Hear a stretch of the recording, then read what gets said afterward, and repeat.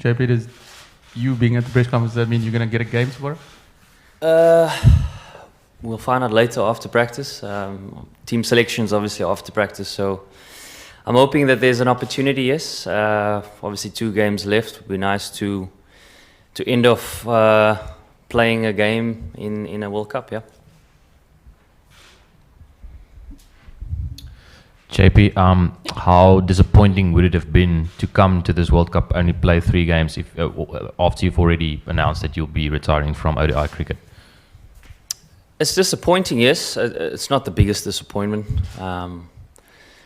If I had played 3 games and we had made a playoff or fought for the title, I think anyone, or particularly myself, would be in a lot happier position. I think the most disappointing part obviously has been our team performance, and I think it will be remiss of me not to mention how disappointed we are. Particularly letting all our fans down back home. It's been pretty dismal from our part, and we wish that we could point out one thing or the reason why we haven't performed. I think we've put in a lot of effort in terms of our preparation, in terms of our strategy, going out there with a good mindset, a strong mindset. But unfortunately, we haven't been able to produce and executed our plans. And that's been the most disappointing part for all of us, including myself. And we obviously just want to apologize to the public and the South African fans for letting them down. When you represent your country, it's always a proud moment, and you understand that you represent 50, 60 million people. That's a proud moment in itself. And when you put in performances like that, you in a way almost feel ashamed of that. But we know that it's not all lost, even though yes, it is a World Cup, and I believe that this team will come back stronger. There will be obviously some sort of introspection around where we've gone wrong, and that's going to be some conversations had post-World Cup. And as I said, I believe that we will come back stronger. JP, it's a slightly different, well, maybe a very different dynamic for you, because you'd already announced that you were retiring and that. Just maybe if you can just give us some insight into how this tournament has felt for you, because you're retiring at the end, compared to some of the other guys who still have a future, who still have to carry on and pick up the pieces, if you like. Yeah, the last thing I would have thought is playing the first 3 games and being left out, particularly after a retirement call. But that's the nature of the beast, you never guaranteed a selection. Everybody has an opportunity not to be selected if you're not putting in performances. It's a bittersweet moment for me, wanting to end off on a real high in terms of international one-day cricket. But unfortunately, it wasn't meant to be. And I think the important thing for me is when you reflect post-World Cup is to see where I could have done better, but also you're kind of in a space of awe. Why I say that is because you're sort of looking back not only on a World Cup, you're looking back on a 15-year career. And that's something that I'm very proud of and very grateful for, to be able to date play 197 games. It's not something that I've thought about or dreamt of being a young boy. So, those are the sort of positives that you'll take away. But yeah, it is a little bit different for guys that'll carry on, because they, as you said, have to pick up some of the pieces that have fallen in this World Cup. But I think that is what makes the strong South African team. We've always been resilient. We've always had opportunities to come back, and that's why I said there will be opportunities to come back, and I have no doubt that this team will come back stronger and be even more prepared and driven to put in a really good performance in 4 years' time. JP, if you can elaborate on that a bit, just what that process looks like. I mean, when the guys get home, what does Cricket South Africa do in terms of taking those steps to recover from this? I wish I could give you that answer. I'm not sure. Obviously, I heard reports that heads will roll, but if I look at our management staff and the amount of work they've put in over the last 2 years, and it's always a difficult one when they bear the most brunt of our performances. the important thing for us is to take responsibility for that and sort of stand up and be man enough to know that, we've come up short. They've given us the support, they've given us all the backing that we need to go out there and put in big performances, but unfortunately we are the ones that have come up short. So in terms of the decisions that Cricket South Africa make, that's out of my hands. That I don't know what decisions will be made. But going on the back of previous World Cups, there'll probably be some shifting, and I think that's a reality that we all understand. What shifting will take place, that's out of my hands, but it's important for us to be accountable for our actions. JP, is there we all know, South Africans in this room, about Vision 2019 and all of these things that went into this World Cup in terms of planning and everything else. It was possibly South Africa's most ever planned World Cup, and the team have been so utterly uncompetitive in most of their games. Does that make you think that science is lying? And is it a worry that, if you do all that, how can it go so badly? Is that a worry? I wouldn't say it's a worry in that science is a liar. I think it's a combination of a few things. I think you got to understand what play science has in the game. I'm always been a big fan of the mental side of the game, so that's an important facet that we need to make sure that we cover. Are things put in place for us to be mentally fresh, mentally strong when it comes to the pressure moments of the game? So those are kind of things that we want to reflect on. In terms of our preparation, were guys fresh? Were guys technically sound? There's a whole host of things that one can reflect on and point fingers at. But I'm always going to come back to the fact that, particularly at this level, you are accountable for your own game. There's a lot of mature guys in this team that have been around for 2-3 World Cups. And unfortunately, we haven't had the answers for the questions that have been posed at us this World Cup. And that's a difficult pill to swallow. With myself, this is being my 3rd World Cup, coming here pretty confident that I can put in big performances for the team, and not being able to do that. I walk away feeling pretty disappointed with that. And I think everybody will have that self-reflection, and for me, that's the most important thing. JP, you've obviously been around quite a long time, and you've seen a lot of things happen. It does look like this time there's a lot more kind of outside stuff going on, and I'm just wondering, you've seen administrations change and so on. How much has the outside stuff played a role in what's going on here? How much do you think about things like Saka taking CSA to court, etc.? Honestly, I think it's had no part. We've been strong, particularly the leadership of this team. We've been strong on the fact that we've created a bubble, and there are certain things that we understand where that sits. It sits outside the bubble. So coming here, that has been the last thing on our mind. We had one mission, and that was to play really good cricket in this World Cup and give ourselves a good chance to get into that playoffs and take it from there.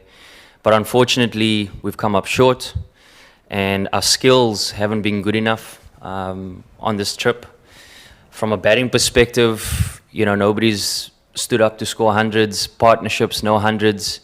From a bowling perspective, we had opportunities, but unfortunately, we've never closed it down.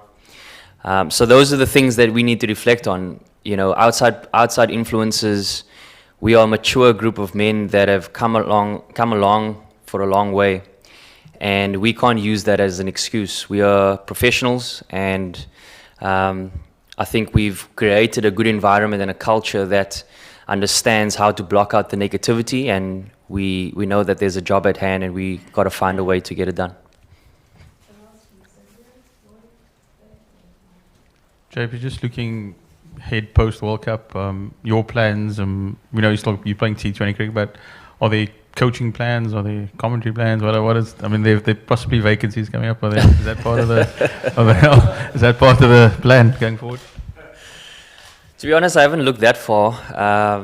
Obviously got a few T20 leagues lined up, and just taking it sort of series by series and seeing how things unfold. With getting older, the body takes its toll.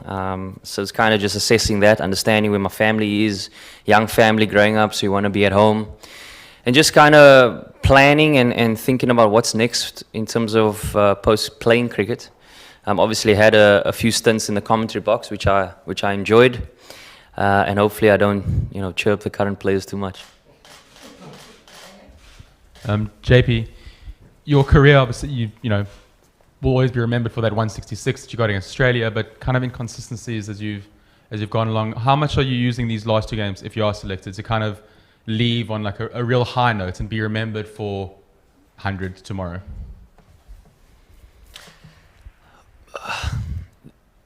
And I don't say this boastfully.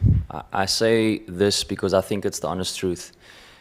For me, legacy is not in performance. I think legacy is the person you are.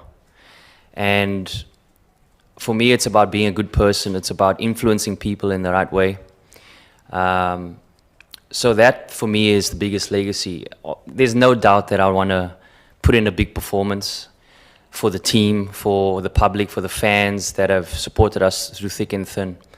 But for me, the legacy lies in, when people look back or think of you and they've had the opportunity to interact with you, I don't think 100 is the thing that they remember. They remember the impact they had on you, that you had on their life. And I think that's the most important thing for me. The friendships that are formed with this group of men that we have, and previously before, those are the things that I'll hold on to. Playing for South Africa, there's no doubt that performance is one of the most important things. And it doesn't stop you from wanting to put in big performances. But ultimately, for me, that's not the end-all and be-all. JP, Riverside post-World Cup, how motivated are you guys to stop Sri Lanka in having a chance of qualifying for the semi-finals? They still have a couple of games left about tomorrow's game. No, I wouldn't say that's a mission of ours. I think the important mission for us is to play good cricket. The cricket that we know and the brand that we know we are capable of playing. And I think if we do that, particularly tomorrow and the game against Australia, we give ourselves the best chance of beating them. We've played good cricket against Sri Lanka a few months ago and recently in South Africa. So we know we can beat them. We know we can put in big performances. But the important thing is to look introspectively and how we're going to do that. We don't have a grudge against Sri Lanka to want to kick them out of the World Cup. It's not about that. I think the important thing for us is to make sure we put in a big performance. JP, you touched a little bit on the comments that have been made by former players. Do you feel as if though that that just becomes part of the job, that you become critical of the national team, especially when the team hasn't performed, and you yourself you've been in this position before in the commentary box? And what does the leadership group, the guys like Hash, Faf, yourself, who've been here for a long time, think about that sort of criticism, and does it harm the team? I think there will be certain guys that will take it personally, but again, like I mentioned earlier about the bubble, those kind of things stay outside of the bubble, and we try and keep it out as much as possible. But the difficulty with that is certain guys will have relationships with past players, and if a past player has a comment, whether it's a negative or positive, whatever it may be, it can possibly affect certain players. The important thing for me is that we understand the context of where it comes from and why it's coming from there. I think there's a big part of it is that past players still feel a part of a team, and they feel the sort of pain possibly of the poor performance, and they want to see guys putting in big performances. But when you have agendas, that's something that's out of our control, and it's difficult for us to have a say over that because we don't understand the agenda, where it comes from, what's the meaning behind it, and that's why it's important for us to try and keep it outside of the bubble as best as possible. At the moment, the most important thing is what's inside, and that is this group of players and the management, and we need to try and look after them as best as possible. So whatever happens outside, that's their own prerogative, and at the end of the day, they know the real reason why they're saying what they're saying, and that's out of our control.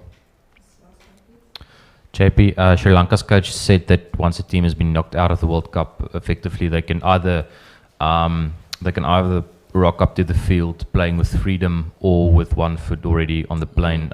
You guys probably want the former to happen. How do you make sure that's what happens then?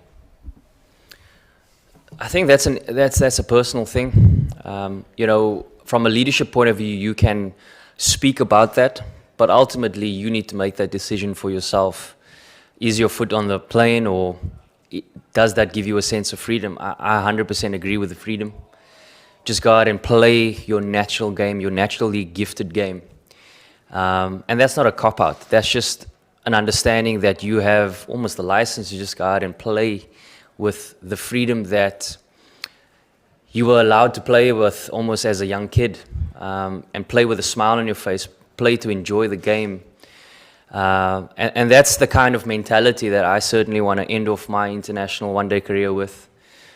Just enjoying having fun with my friends on the field, and understand what a huge privilege it was to represent my country so many times.